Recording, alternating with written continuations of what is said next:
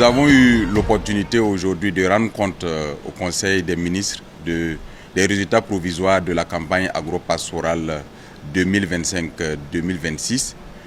Une campagne qui s'est déroulée dans un contexte, il faut le rappeler, de mise en œuvre de l'initiative présidentielle pour la production agricole et l'autosuffisance alimentaire d'une part, et de l'offensive agro-pastorale et halieutique 2023-2025 d'autre part. Globalement, nous avons eu une bonne répartition pluviométrique sur toute l'étendue du territoire national et cette pluviométrie a été conduite à terme, favorisant un bon déroulement de la campagne.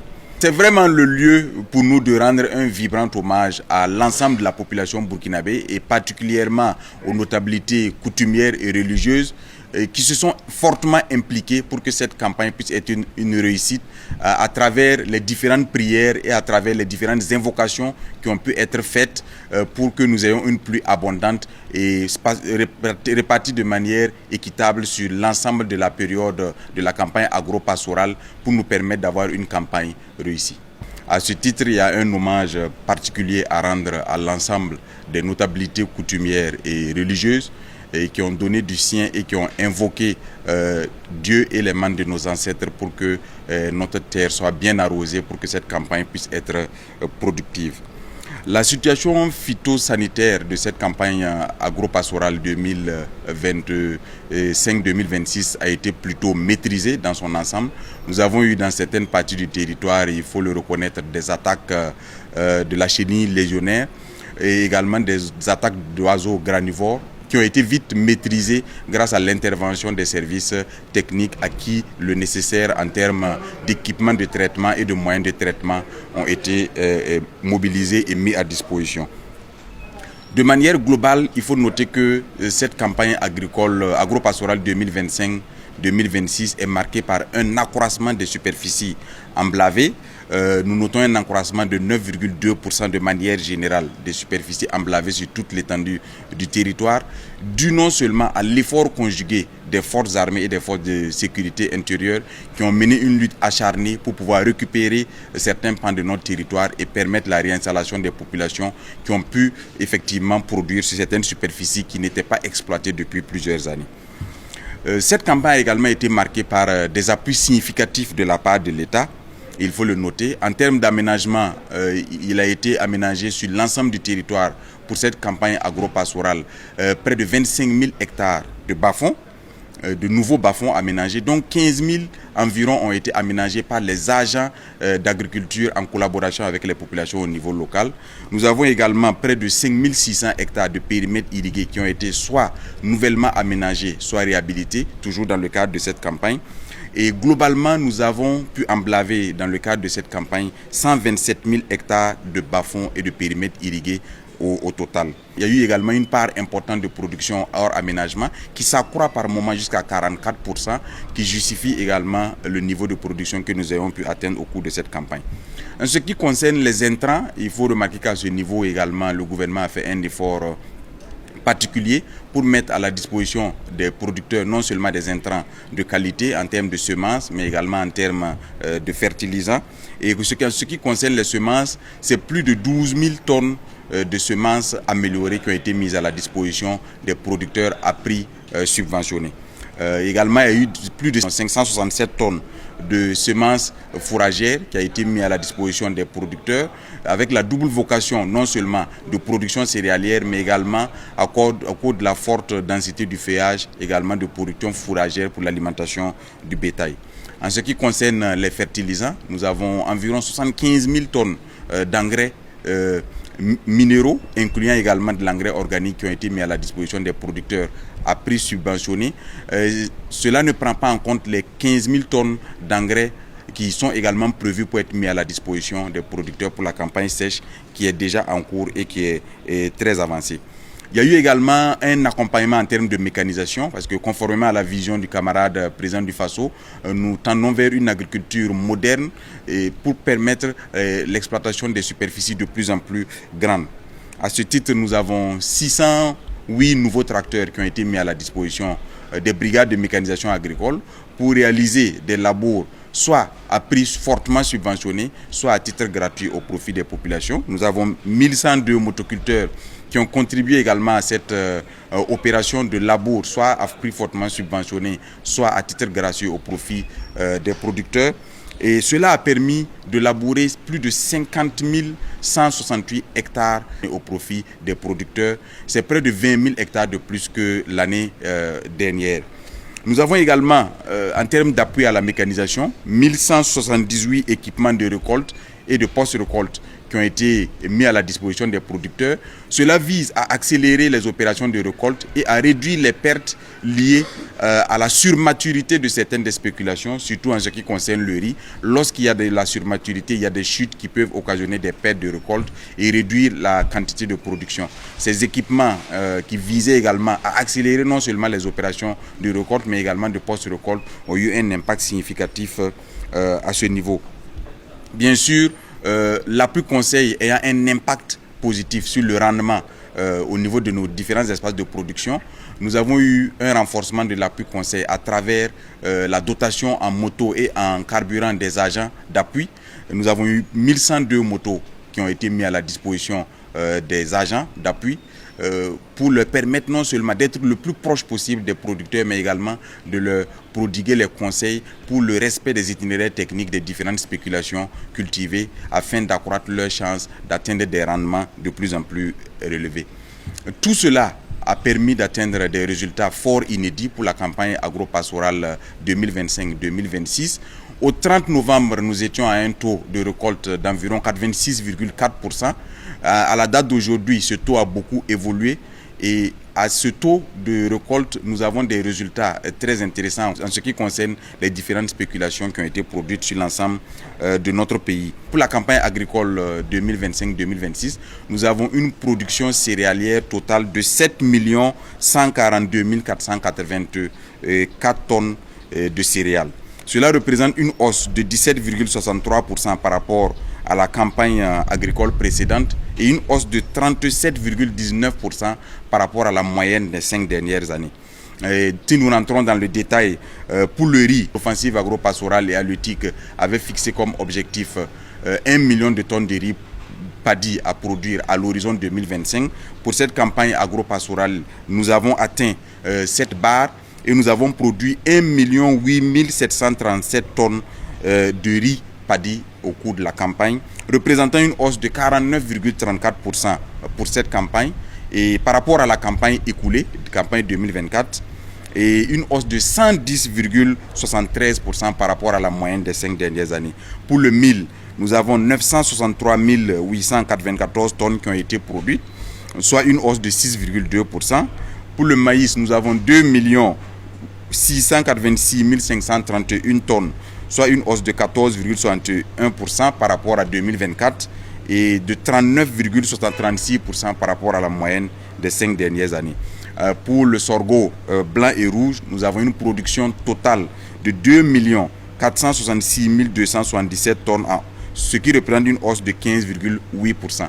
Le cumul de ces différentes productions nous porte à un total de production céréalière au cours de l'année 2025 de 7 142 484 tonnes pour l'ensemble de la campagne agro-pastorale 2025-2026. Au niveau des autres cultures vivrières, notamment le niébé, le voinzou, l'igname et les patates, nous avons bien sûr une production de 1 246 132 tonnes, ce qui représente une hausse de 27,9% par rapport à la moyenne des 5 dernières années. Et pour le niébé, nous avons une production de 884 953 tonnes, représentant une hausse de 10% par rapport à notre production de l'année précédente.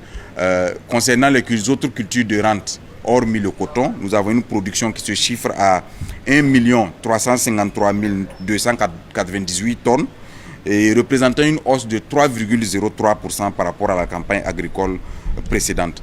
Il y a eu également au cours de cette campagne agro-pastorale de la production fourragère qui consiste bien sûr non seulement à la valorisation des résidus des récoltes de la production agricole, et à ce titre nous avons 10 147 741 tonnes de matière sèche issues des résidus de récolte qui vont représenter du fourrage pour l'alimentation du bétail.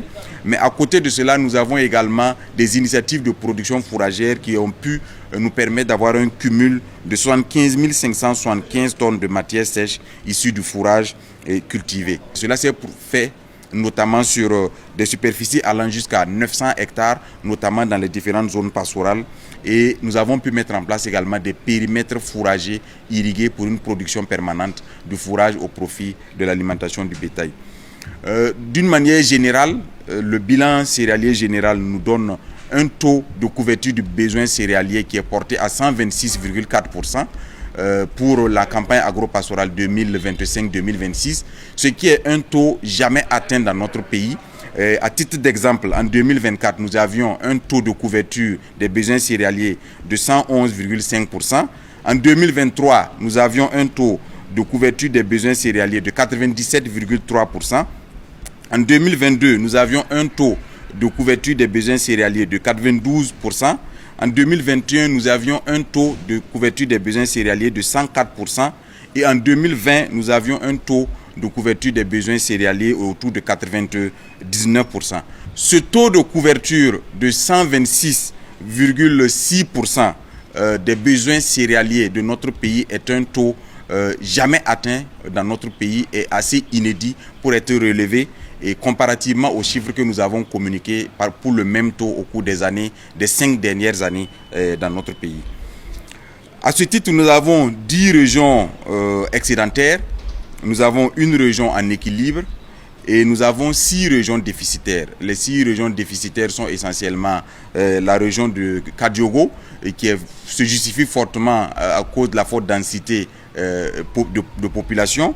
Nous avons la région de Koulsé, qui est une région où malgré les efforts de reconquête de territoire menés par nos différentes forces armées et nos forces de sécurité intérieure, il reste des parties encore qui sont menacées et où pour l'exploitation n'est pas possible. Nous avons la région du Liptako, nous avons la région de la Siriba, nous avons la région du Soum et la région de Yadga. Ce sont les 6 régions déficitaires, ce qui veut dire que le taux de couverture des besoins céréaliers varie entre 90 et 110%. Mais c'est quand même un taux de couverture de besoins céréaliers qui est assez important parce qu'il est déjà porté au niveau de 90%. L'ensemble de ces résultats ont été favorisés par plusieurs facteurs, notamment l'accroissement global des superficies emblavées qui est à mettre à l'actif de l'ensemble des efforts qui ont été faits par nos forces armées et nos forces de sécurité intérieure pour reconquérir les territoires qui étaient occupés par l'ennemi, mais également réinstaller les populations au profit de qui nous avons pu mettre des moyens de production à disposition pour assurer une campagne agro-pastorale réussie. Ce qui veut dire que l'évolution de la carte sécuritaire de notre pays, qui est très souvent présentée par le ministère en charge de la Défense et le ministère en charge de la Sécurité, a un lien étroit avec les résultats qui sont engrangés au niveau du secteur agro-pastoral, à savoir que la libération du territoire se conjugue avec l'accroissement des superficies emblavées et l'accroissement de la quantité de production de céréales pour notre pays. Il y a également l'amélioration des rendements, dû au fait que les itinéraires techniques sont de plus en plus mieux maîtrisés par nos producteurs, et dû également au fait qu'il y a une proximité de l'encadrement technique des agents d'appui et des agents du conseil qui sont au quotidien avec les producteurs pour leur assurer l'appui conseil nécessaire pour leur permettre de respecter les itinéraires techniques et accroître les rendements. Cela également à mettre à l'actif de la quantité de semences améliorées qui est mise à la disposition des producteurs par le gouvernement et qui coûte vraiment un prix très fort et qui permet bien sûr d'accroître les différents rendements. Et à cela, enfin, il faut ajouter la réduction des pertes de récolte due à la mécanisation de plus en plus prononcée de ces opérations et qui réduisent non seulement les pertes de récolte, mais permettent également d'accélérer les récoltes pour éviter qu'ils soient menacés soit par les feux de bourse ou soit par les groupes ennemis. Les perspectives de cette campagne agro-pastorale 2025-2026, c'est bien sûr la collecte bord-champ.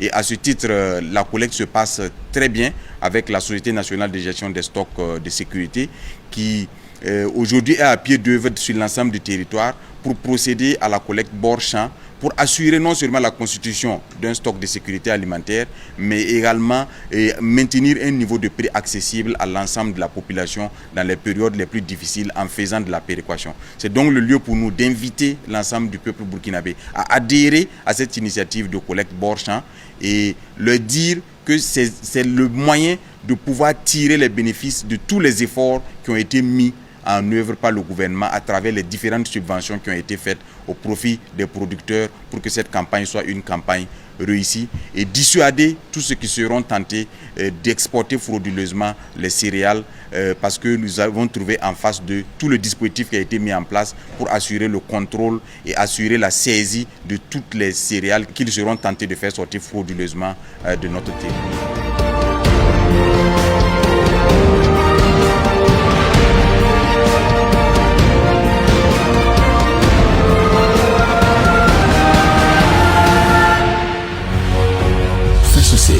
Une autre facette de l'information au Burkina Faso.